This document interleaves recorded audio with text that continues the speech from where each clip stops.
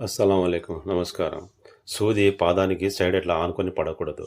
అలా పడితే సూది తెగడం, దారం తెగడం జరుగుతుంది. దాన్ని సాల్వ్ చేసుకోవాలంటే ప్లేట్ ఫేస్ ప్లేట్ తీసి పక్కన పెట్టేయాలి. ఫేస్ ప్లేట్ తీసేసి తర్వాత ఆ లిఫ్టర్ పైకి లేపాలి. ఆ లిఫ్టర్ పైకి లేపే ఈ స్క్రూ లూజ్ చేయాలి. అది లూజ్ చేసిన తర్వాత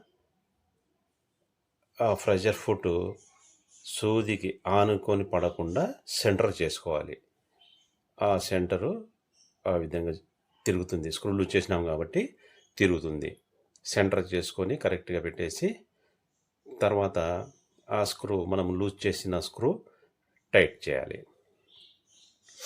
ఆ స్క్రూ టైట్ చేసేయాలి. చేసిన తర్వాత ఫేస్ ప్లేట్ తగిలిచ్చేసేయండి. ఫేస్ ప్లేట్ తగిలిచ్చేసిన తర్వాత మామూలుగా కుట్టవచ్చు. ఆ సూది ఇరగడం, దారం తెగడం అవి ఉండవు.